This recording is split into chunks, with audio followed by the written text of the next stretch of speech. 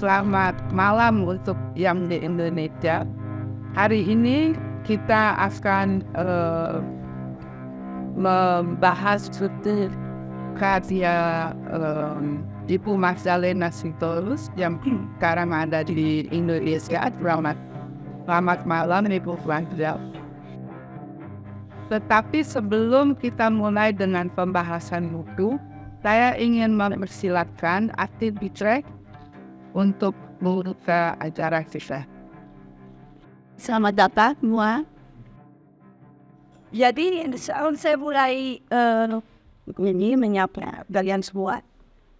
Saya mau beritahu bahwa saya sebetulnya menggantikan Ibu Ketua Ratna Saptari karena kondisi kesehatan dia tidak bisa datang. Buku yang kita akan bahas ini cukup istimewa dan tempat ini sangat cocok untuk membahas berfungsi.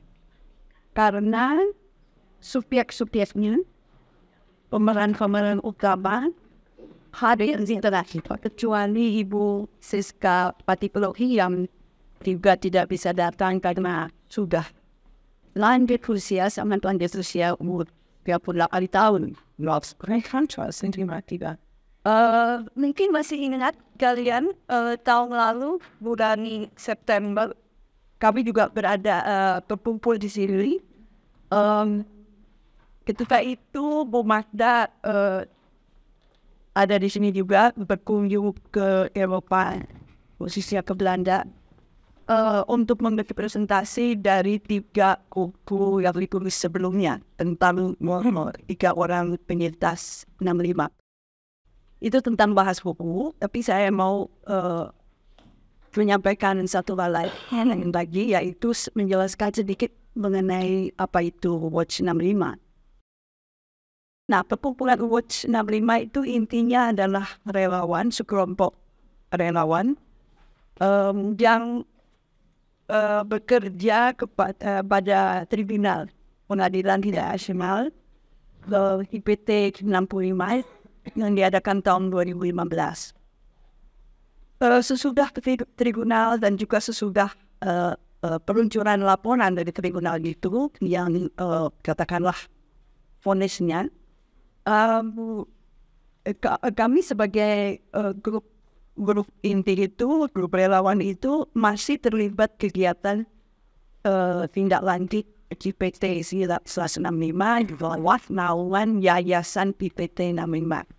Tapi kemudian pada tahun 2018 kami merasakan lebih realistis dan lebih praktis untuk membentuk wadah sendiri untuk bisa menyelenggarakan berbagai acara, memberi informasi, menyusun dokumentasi, diskusi tentang tentang peristiwa 65, penelitian 65, serta kriminal itu sendiri, prosesnya tentang perkembangan kondisi HAM di Indonesia secara lebih luas juga, dan apa yang bisa dilakukan untuk mencari solusi untuk masalah pelanggaran HAM berat, dan juga kalau masih ada waktu dibicarakan apakah ada gagasan-gagasan untuk ke depan tahun mendatang. Begitulah. Selamat menikmati. Oke.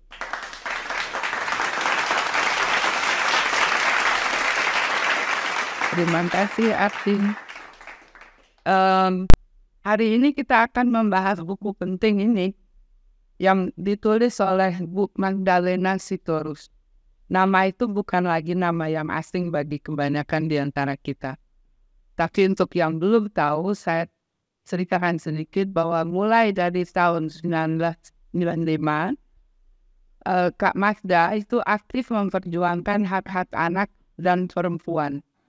Selain itu, ia berusaha mengungkapkan kekerasan, trauma dan stigma yang dihadapi oleh perempuan penyintas peristiwa 65. Hampir tak terhitung banyaknya buku yang telah ditulis oleh Bu Magdalena. Buku 5 Puan dalam Pusaran Kelana adalah bukunya yang terbaru dan saya yakin bukan yang terakhir. Tentang apa buku penting ini? Nah, biarlah Ibu Magda sendiri yang menceritakannya kepada kita. Silakan Bu Magda. Ya, terima kasih Mbak Vida. Selamat malam juga buat kita semua. Sebetulnya buku ini tidak bisa terlepas dari diri saya sendiri karena sebelumnya ketika saya akan berangkat ke Eropa di bulan Agustus, tetapi beberapa bulan sebelumnya saya ada keinginan untuk menulis para eksil karena sebelumnya saya hanya menulis penyintas perempuan penyintas 65 di Indonesia baru beberapa buku sih, jadi belum banyak untuk kaitan perempuan penyintas 65. Jadi yang kalau saya katakan saya tidak bisa berdiri sendiri, beberapa bulan sebelumnya saya sudah mendapat informasi siapa yang bisa saya hubungi di Belanda untuk dapat berhubungan dengan anak eksil yang bersedia untuk dituliskan. Jadi awalnya saya mendapat keterangan dari Ibu Uci, saya bisa berhubungan dengan Ibu Amina, kemudian coba mengarrange kedatangan saya bulan sekian, kira-kira siapa yang bisa bersedia untuk saya tuliskan gitu untuk tentang perempuan eksil. Terima kasih Kak Magda atas keterangannya dan saya kira nanti pasti lebih banyak lagi orang yang akan bertanya. Untuk memberikan sedikit bayangan bagi yang belum membaca buku ini, apa yang ada di dalam buku itu, memberikan sedikit bayangan, sekedar cicipan. Saya ingin mengundang Azuzan untuk membacakan sesuatu. Terima kasih untuk kesempatan ini. Cerita 5 Puan. Zain pernah hadir dalam kehidupan Siska, membawanya ke dalam kehidupan di luar dirinya, sangat memperkaya hasanah berpikirnya. Masa-masa indah yang dilaluinya bersama pemuda itu sebagai suami, dan kini harus berpisah selamanya karena dampak dari perjuangan yang menjadi prinsip hidupnya. Kemana ia harus meminta pertanggungjawaban atas kematian suaminya?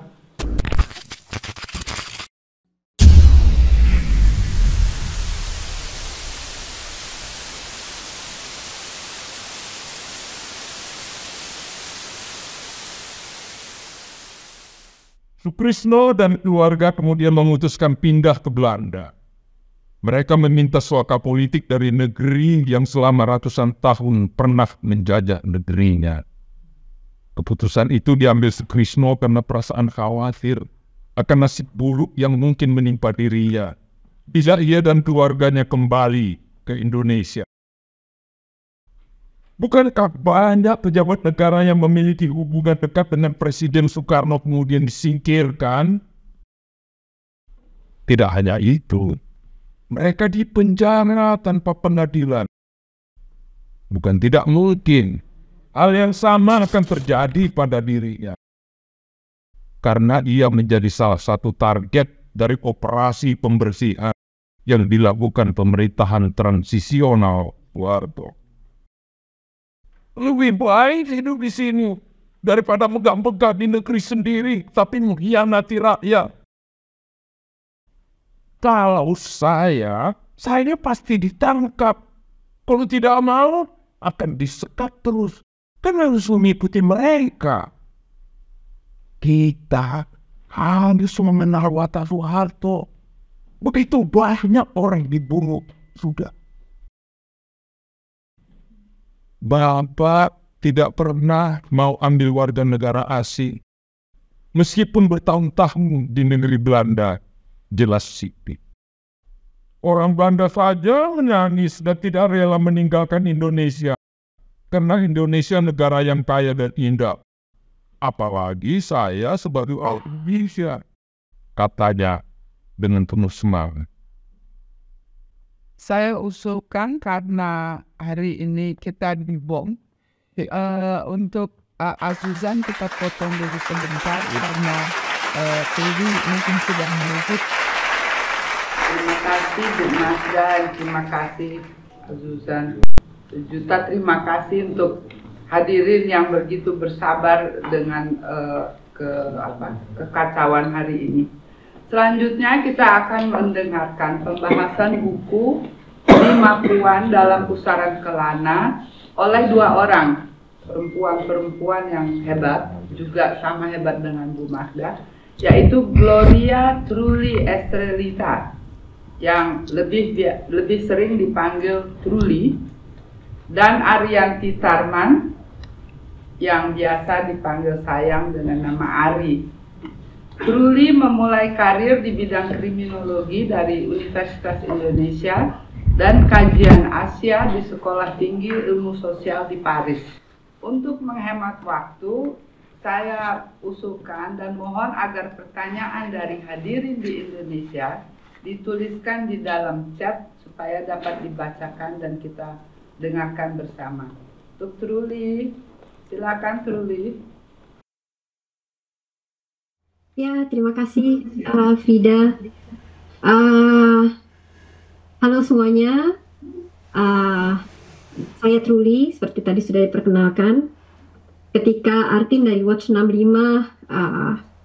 menawarkan saya untuk menjadi salah satu pembicara di acara ini, saya terharu ya, tersentuh.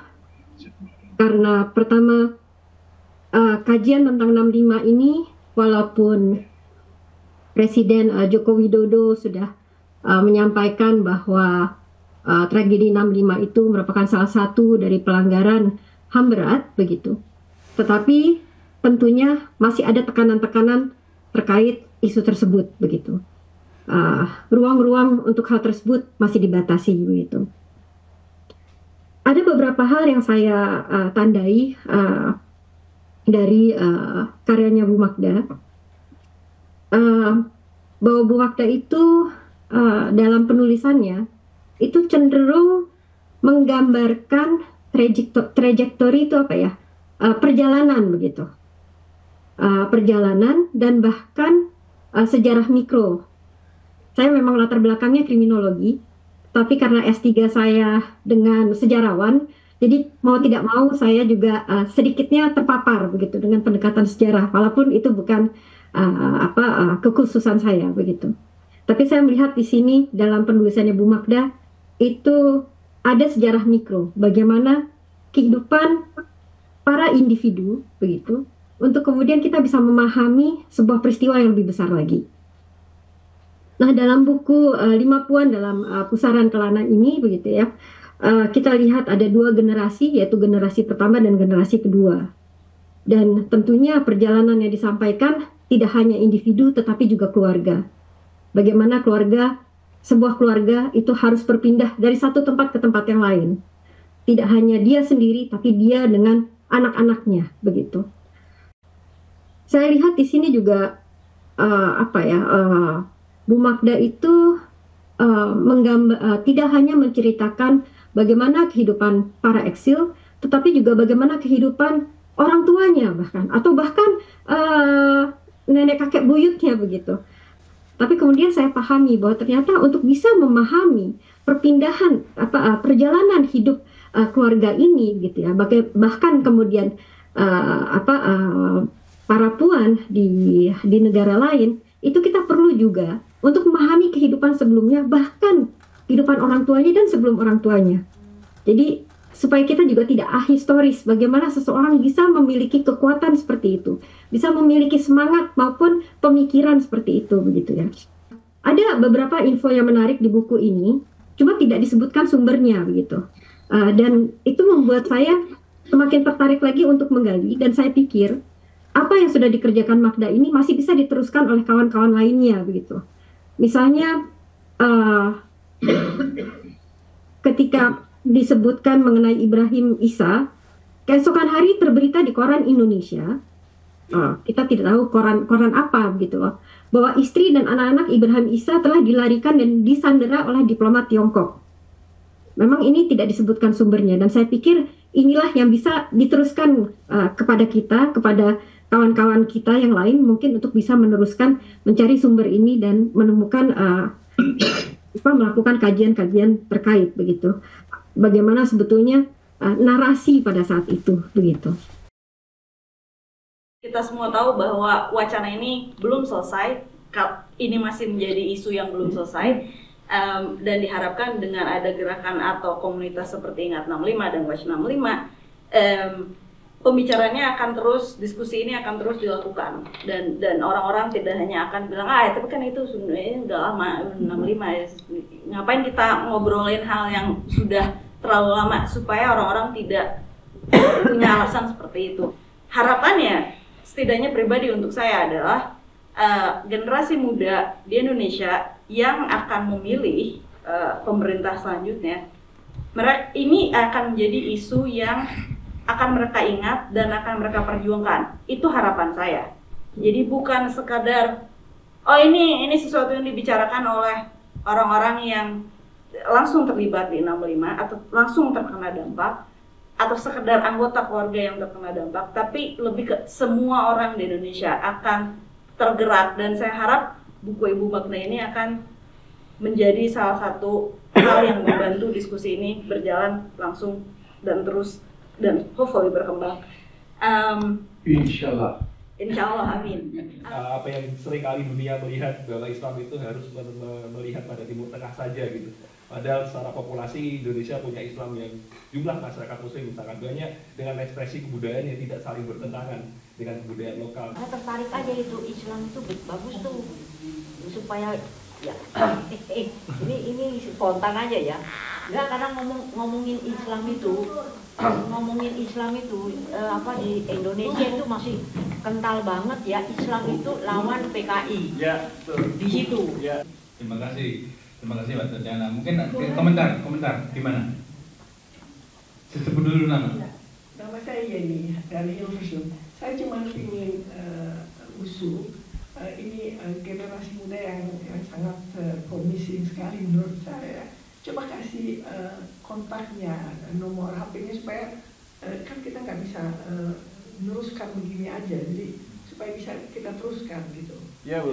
Ada daftarnya atau gimana Ya, supaya ya. nama, nomor, organisasinya, jadi cepat tahu gitu. Ya. Saling cepat menukar data. Ya. Terima kasih, Bu. Oke, yang lainnya ada usul, ada komentar, ada saran. Ibi? Ya, saya malah mau minta tolong ini, dalam artian begini, semester depan itu saya akan mengajar di UGM di Fakultas Ilmu Sosial Politik, dan salah satu mata kuliah yang harus saya ajar itu adalah gerakan masyarakat sipil. Nah, di sini saya ingin supaya Watch 65 semakin menggaung dan dapat didengar oleh para generasi muda, sehingga saya mau meminta mungkin untuk satu kali pertemuan akan ada kuliah melalui Zoom, di mana teman-teman Watch 65 bisa menceritakan perjuangan dan gerakan kalian kepada anak-anak muda di Disipol UGM. Apakah bersedia? Nama saya Andre, saya mahasiswa dari UI. Saya lagi dibiayain bagi arah untuk belajar 1 semester di Belanda, di IMN. Pertanyaan saya sederhana. Ibu-ibu dan bapak-bapak di sini banyak yang menjadi korban dari negara dan politiknya. tapi kok masih bisa cinta sama Indonesia gitu. Itu Asian, kayak begitu. Setelah peristiwa 65 yang berdarah dan dampak budayanya yang masih meresap sampai sekarang di hati saya lahir tahun 2004. Indonesia apa ya? Kira-kira Bapak dari itu masih cintai di sini. Di Indonesia, ide dari Indonesia sebelum 65 atau Indonesia sekarang? Itu aja sih. Terima kasih. Jadi melangkahi Hazard, siapa yang mau menjawab? Susah saya berkonon. Saya itu orang Indonesia yang dilahirkan dan dibesarkan di Indonesia, dan saya punya kecintaan dan keyakinan untuk membangun negeri saya, Indonesia. Dan sehubungan dengan ini, saya tahun 62 itu dikirim oleh pemerintah Indonesia ke luar negeri untuk belajar. Tujuan belajar itu berkaitan untuk nanti kembali membangun tanah air. Ini kesadaran saya yang betul-betul saya tanamkan dalam diri saya untuk bisa memenuhi harapan rakyat Indonesia. Rombongan kami waktu berangkat itu pun diberi nama Ampera, Amanat Penderitaan Rakyat artinya. Jadi kami pergi itu mengemban tugas dari rakyat Indonesia. Dan kecintaan saya kepada tanah air, kepada rakyat Indonesia itu tidak pernah pudar. Selama saya tinggal di luar negeri ini, berpindah-pindah satu negeri ke negeri lain sampai kemari, kami selalu mengajak para teman sahabat saya untuk tetap berhubungan secara kekeluargaan, untuk tetap memelihara kecintaan kami kepada negara dan rakyat Indonesia.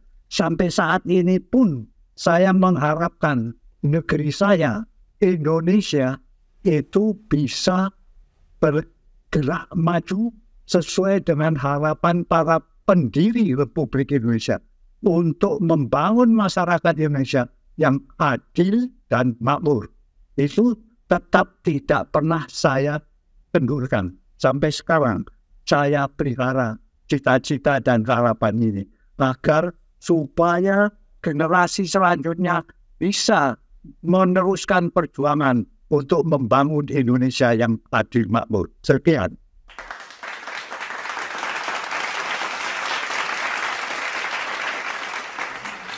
Jadi terima kasih banyak, terima kasih atas kehadiran Anda pada sore hari ini. Ternyata cukup banyak juga, walaupun tadi sudah banyak yang kembali, tapi waktu mata acara pertama cukup banyak yang datang ya sampai penuh.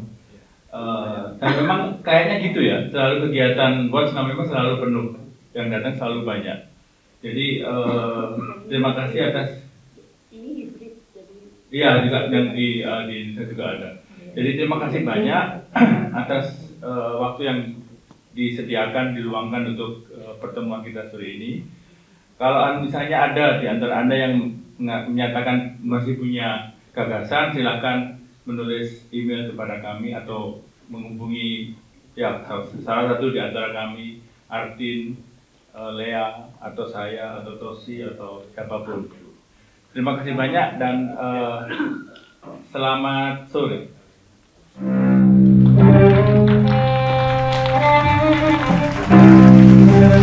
Thank you.